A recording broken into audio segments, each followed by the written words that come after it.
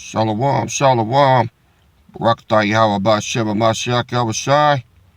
Peace, power, and blessings to the Father of lights and the beloved Son Yahushai. And peace and blessings to the throne of King David and to you out there. Peace and power to you and to your households. I pray that these first two installments of the Vase was edifying for you. More on the way in just a moment. All right, just a quick recap. Abraham was commissioned by the Most High to carry a vase halfway filled with oil and some sheep's wool inside and a wick submerged into the oil and sticking out of the vase. And he had to carry it for, Most High knows how many miles to get to the enemy's camp where his countrymen were being held captive by 5 kings. All right. And along the way, Abraham was severely mocked, laughed at, ridiculed, and discouraged from making the trip. So we're going to pick up in chapter 4 of the Vase from the book of Melchizedek. And we're going to continue on with the story. All right. This is chapter 4. All right, and I will read the prologue, and then we'll get into more of the passage. I hope that while y'all listen to this, you make it personal, because whether you know it or not, everybody right now that's under the sound of my voice, you got a vase full of oil, all right? And you got a wick that's sticking out, and your light's supposed to be shining, all right? That's what this is about. A vase is made out of clay, which is hard and dirt, just like us, all right?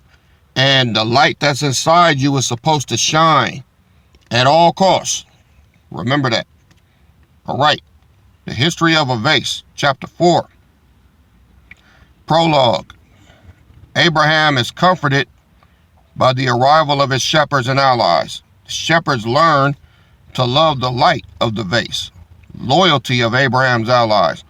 Guided by the divine voice, Abraham gives strategic instructions. Lot's lamp, confusion, and killing between the enemy armies. All right, so we're going to find out how the Most High delivered Abraham and his countrymen from the captivity of the 5 kings. All right, y'all ready? All right, let's get it. Verse 1. While trying to imagine what Yahweh could do to achieve such a miraculous liberation, I saw a group of shepherds coming in my direction, coming from Sodom. I thought at the beginning that they were the enemy shepherds who came to pluck the flock, conquered with love. Such distrust soon disappeared, giving rise to a feeling of great joy when I discovered that they were my faithful pastors. They approached in small groups of 12, reaching a total of 300 pastors. Looking at them, I could see in their countenance the signs of a great spiritual struggle that they had to face to be on my side. They told me about the experience of many colleagues who, discouraged, had thrown the oil and wool out of their glasses, returning to their tents. They told me about how, on that previous night, they had learned to love the light of my vase, which for them became like a guiding star. So, Abraham as the leader, his light had to shine no matter what, because if his light went out, all of their light would have went out. They would have got discouraged, their hearts would have failed, and they'd have gave up. Well, guess what? Who's carrying the lamp for y'all? Little old me. There's a why I can't let none of these busters on here come on here, discourage me, make me cry, talk about me, and they get all in my feelings. I could give 2 fucks and a hanging left nut what any of these bitch ass niggas think. My light gonna shine no matter what. All right? So, you want to get out of here? Just keep putting one foot in front of the other, because I ain't quitting. Told y'all. And this is long before I read this book of Melchizedek. But good as a follow-up, just to reinforce what I've been telling y'all all of these years. You can't quit. All right? Verse 2. I was glad with the presence of my humble shepherds when our Aner, Esco, and Monre arrived in the direction. Accompanied by 15 armed men, they were faithful friends who, knowing the dangers we were facing in that valley, came to our aid so that we would not postpone the divine plan. I asked them to remain hidden until dawn, when they would receive guidance on how to participate in the mission. Now, we break down the ranks. The men that Abraham was going to get, Lot and the rest of them, they were unarmed priests. These 3 men that I just named, plus the other 15, these men were armed. So these were part of Abraham's army. But of course, he's not going to knock out no 5 kingdoms with 18 men. All right. So Abraham said, y'all hang back and I'll tell you how you can support the mission. So go on the outskirts of the camp and wait for instructions. All right. Now, verse 3. I began to orient the shepherds, following the instructions of the divine voice that sounded to me from within the flame. So as Abraham's lamp was burning, the Most High spoke to him through the flame and gave him the instructions on what to do. The first task of the shepherds would be to take care of the flock until nightfall. So the sun was still up. Had to wait for the sun to go down, right? Verse 4. When I returned, I ordered that they tie the skins of wool soaked in oil on the tip of their curbs, placing them inside the glasses that will be kept suspended, face down.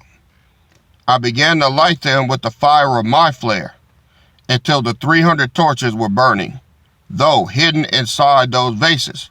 So it's burning, but you can't see it yet. Verse 6. I ordered 40 of my courageous shepherds who, at the time indicated by a sign that would be given, should advance silently toward the center of the camp, circling all the captives that lay in the middle of the troops' camp. At the same time, the remaining 260 shepherds would surround the entire camp, waiting for the signal to break the glasses with the horns. Oriented by the voice of the flame, I indicated the signs. When the last torch went out in the camp, they should be attentive, since a small lamp would be lit by one of the captives. As soon as the lamp began to burn, everyone should run to their position, avoiding any noise so as not to be discovered. The signal for them to break the glasses with the horns, raising the torch very high, would be to extinguish the lamp. After those orientations, the 260 shepherds, hidden by the shadows of the night, scattered throughout the valley and were waiting for the moment to place themselves around the camp. Meanwhile, the 40 were placed next to a more vulnerable passage, through which they would reach the captives. So they surrounded the camp, and they left a straightway road to get to the captives when everything cracked off. Verse 10, it was already late. It was already late at night when the torch of the last soldier was extinguished. A complete darkness and silence fell over the troops' camp. Among the captives, there was a man on that night who lived the greatest anguish of his life. It was my nephew who, after becoming the target of so many abuses and humiliations, had learned of the punishment that awaited them at dawn. On that night, Lot had his thoughts turned to his uncle. He remembered with regret the moment he had left me next to the Mamre oak, moving to the Sodom countryside. In desperation, he felt the desire to see my face again and to apologize for having turned away from me. Just then, Lot was attracted by the glow of a torch burning on the hill. When he looked at the glow, he imagined he was having a vision, for it revealed the face of his dear uncle. See, Lot was an opportunist. And when Abraham told him, which side of the valley do you want? Lot took the side that was the most beautiful, with the best grass and the best hills. See, he was an opportunist. And because Abraham let him, go first, what did he do? He took the best and left Abraham with the least desirable part of the field. But see, look what happened. It cost him. And when Lot got captured, they whooped his ass. They was beating his ass all the way to the camp. That's why he was looking like that. They whooped his ass. See, the Bible don't tell you that. Lot was towed back. All right. Verse 13. Wanting to show me his face, Lot felt in the midst of darkness until he found a small lamp. He had brought it in his saddlebag. Frustrated, he sensed that there was no oil on it. He concluded that the dry and dull lamp was a symbol of his empty and faithless life. Without diverting his eyes from my face, lit by the flame of the vase in a desperate gesture of faith, Lot felt the wick of his lamp, discovering that there was an oil residue in it. Curving, he began to hurt the stones with fire, meaning he was striking them, trying to get a spark, until the spark jumped toward the fuse. Without knowing it, Lot was commanding with his gestures the steps to a great liberation. So the Most High had already told Abraham that a small flame was going to start everything off, because he knew that Lot was going to strike those stones. Ain't the Most High something? Verse 15. When the 300 shepherds saw the dim glow of the lamp, they quickly headed towards their posts and remained waiting to extinguish the small flame. From the moment Lot got up with his tiny flame, I was looking into his eyes that looked at mine. I saw that his face brought signs of unspeakable anguish and ill treatment. Likewise, I could read in his blue eyes that hope and faith had not yet left him. Yeah, Lot had blue eyes, y'all. 17. The little fire in Lot's lamp, however, would not resist for long. It was necessary to turn it off to signal the great victory. When darkness covered Lot's face again, my 300 shepherds lashed their horns against the vases that kept burning the torches hidden. A great noise, like cavalry in combat, echoed everywhere. While the torches were suspended, the 300 horns used until then to lead the flock now sounded like trumpets of conquerors. The whole camp woke up in one jump, and not knowing how to escape from such a terrible investing that it started from the outside and inside, the soldiers began to fight among themselves, while my shepherds remained in their posts, sounding the horns. The captives were very frightened at the first, but little by little, they became aware of the great liberation that was operating in their favor. When it dawned, a scene of complete destruction was revealed before our eyes. The whole town was covered by thousands of bodies torn by their own swords and spears.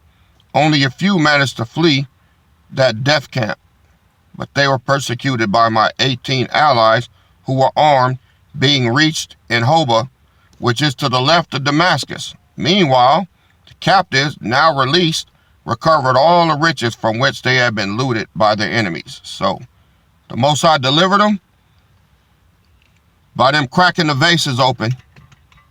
The fire spread up.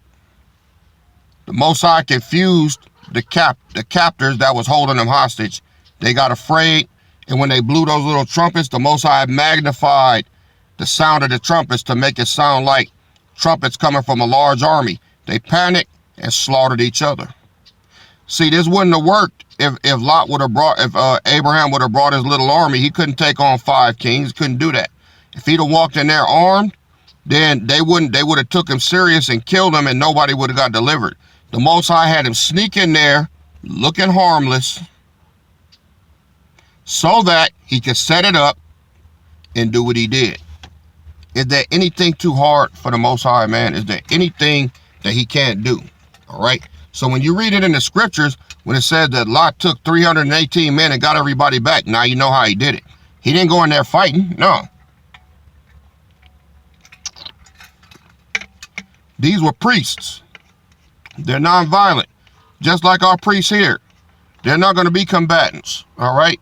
These priests are going to be able to have powers to heal, to advise. They're the balance of the kingdom. Our priests are the heartbeat of the kingdom.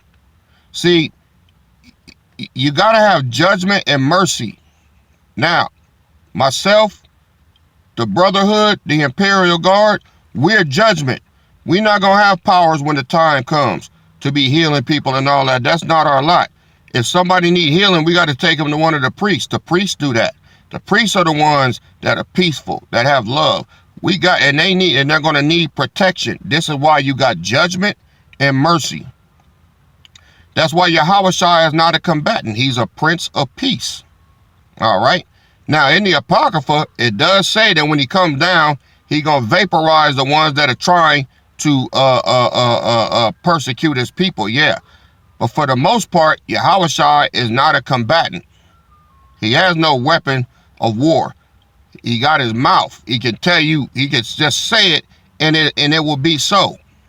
But us, no. We're going to be the enforcers, all right? The king got to be a man of war, and the men that follow him in his detachment have to be men of war as well. That's why we can't have no weak-ass niggas in here, all right? Emotional and all of that. Now, that's what I'm trying to weed out right now, okay? Because all this is going to happen again. Everything I'm reading to you, there's nothing new under the sun, but the more we get into this story, you will understand. All right. Now, let's go to the history of the vase, chapter 5. Listen good now. The Great Liberation, which is what had just happened here. That's what it's called. The Great Liberation represents the liberation of Israel in the last days. Now, the same way that the priests, the pastors of that day needed to get liberated, look what's happening now. Who's fallen into captivity? It's the Northern Kingdom. Southern Kingdom is coming out of captivity. We're going to be turned up and made immortal before they even get out of their captivity. So we got to be on deck waiting for them. Once they go into Jacob's trouble, they're going to have a fight on their hands. It's their turn to get persecuted. All right. The Great Liberation represents the liberation of Israel in the last days. Abraham discovers that the Great Liberation was concretized in Rosh Hashanah. Abraham preaches the faith in the Messiah to the liberated captives, inviting them to purify themselves in water. Only 3 accept him. Y'all hear that? Baptism was going on all the way back then. I'm going to read that again. Abraham discovers that the Great Liberation was concretized in Rosh Hashanah. Abraham preaches the faith in the Messiah to the liberated captives, inviting them to purify themselves in water. Only 3 accept him. Only 3 people. Abraham rejects the offer of King Sodom. Abraham and the faithful decide to commemorate the festival of Sukkot in Salem. The Pearls of the Vase festival welcome in Salem. The meeting of Abraham and Melchizedek. All right. So starting at verse 1. From the top of the hill, while I vibrated with joy of the captives on that morning of liberation, I heard the voice of Yahweh speaking to me in the middle of the flame. This liberation that is concretized today represents the liberation that I have to operate in the last days, saving the remnants of your children from the siege of numerous nations that will ally themselves with Gog in order to destroy them. So that's where we headed now. Do y'all see what's happening? Is the Bible lying? No. He said that the whole world is going to converge on Israel, the Northern Kingdom, not them rats over there. Here, this is why Trump has put all them decrees on the Northern Kingdom, deporting all of these, so-called illegals and all that, throwing the Northern Kingdom Native Americans on these reservations and all that. That's what all that is. That's what he's talking about. Okay? Numerous nations that will ally themselves with Gog in order to destroy them. On that day, when they triumph over my people, my indignation will be very great, and I will contend against it through the plague. Listen, through the plague and the blood, flooding rain, great rocks of hail, fire and brimstone I will make fall on him, on his troops and on his many towns that were with him. Thus I will magnify myself. So everything I read to you out of the book of the prophet, out of the 12 books of the apocalypse, remember the blood rain and all that? That's when that's going to go down.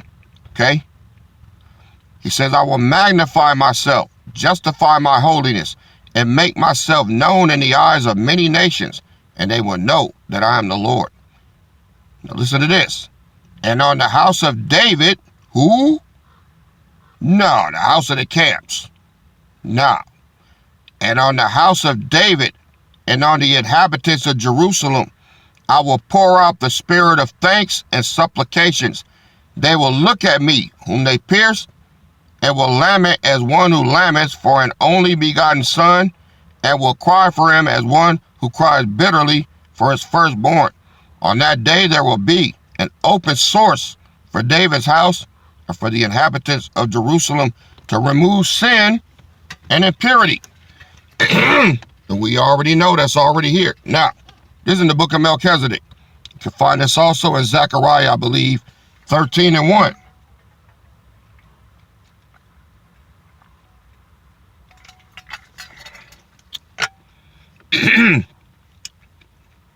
And here all of these numbskulls say that all of these books that I'm reading are not canon. They line right up with the Bible. Verse 3. Aware of the historical importance of that day of liberation, I took a calendar and looked with surprise, for it was Rosh Hashanah, or Trumpet Day. That was the first day of a new year. 10 days later, the Yom Kippur would come, the day of the purification of sins. On the 15th, the Sukkot party, the joyous autumn harvest party, would take place. The flame that led me had become a representation of the promised Messiah. Went out the moment I descended to meet the shepherds and the many captives now released, full of joy and admiration.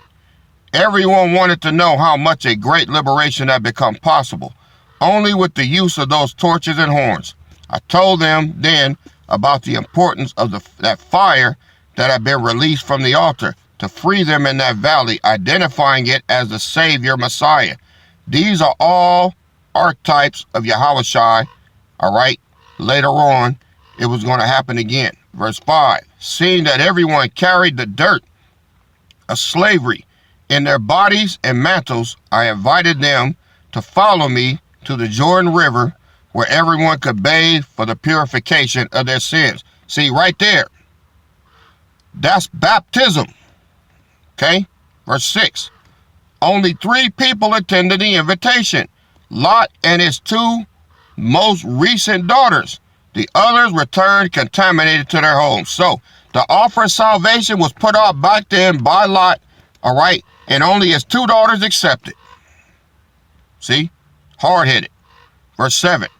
Before leaving, the king of Sodom came to meet me, promising to give me all the wealth recovered that morning. I rejected his offer so that someone could never say that I enriched myself with the plunder.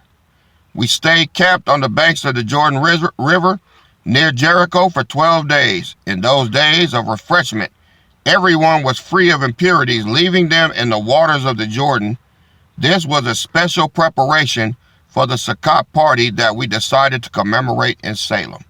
Full of joy, we started an upward march toward the city of Salem, unaware of the happy surprise that awaited us. I was still at the front with Lot and his 2 daughters by my side, and behind the 300 shepherds came leading the flock. As we moved forward, I began to notice that my vase that had become empty at dawn became very heavy. As I lowered it, I looked surprised to discover within it many pearls of various sizes and glitters that mysteriously form. So the Most High put pearls in his vase for his obedience, right? Verse 11, when we see the white city in the distance, we began to hear sounds of a great party. Harmonious chords reverberated through the mountains as we advanced along the road. Verse 12, my curiosity in knowing that the city and its young king was immense, because from the mouth of many I had already heard about its greatness and fame. It was a kingdom different from all the others, where subjects were trained not in the handling of bows and arrows, but in the domain of musical instruments. Melchizedek, his young king, ruled everyone with a very special scepter, a lute, for which he had paid a high price. That was the name of the scepter, a lute, L-U-T-E. Verse 13, as the joy grew in me as we approached the city of the great king, we saw a crowd dressed in fine linen, pure and shining, coming out to meet us. They all brought musical instruments while singing a victory hymn. In front of the crowd came a young man playing a lute, bringing a crown full of precious stones on his forehead, which shone under the clarity of the setting sun. It was certain that this was the acclaimed King of Salem. At the time of our meeting, we were admired with our salutation they gave us. Leaning in front of me, Melchizedek said, blessed are you, Abraham, servant of the Most High Power, who possesses the heavens and the earth, and blessed be the Most High Power, who delivered your adversaries into your hands. So, Abraham was blessed by Melchizedek, all right? And Melchizedek gave him high honors for what he did to get his people back, using nothing but faith and following the instructions of the Most High Power. All right. So what about Melchizedek? When are we going to get to him? Well, now that you understand what happened with the Great Liberation, which is very important for you to understand, now we can move on to Melchizedek and how he applies to Yahushai. Melchizedek is not Yahushai, as many believe. Melchizedek is an archetype of Yahushai's coming, because Yahushai is going to walk in the same footsteps that Melchizedek did. Can't wait to show you what that is. All right. Believe it or not, we had 27 minutes, y'all. You know me. I don't go over 30. So, y'all sit tight. I pray that this message is edifying to your spirit and souls. All right. All praises to the Father of lights and his beloved Son, to the throne of King David, and to you out there. All right. Y'all stay tuned for the next lesson. It's your King and Shepherd KD, and I'm out. Shalom.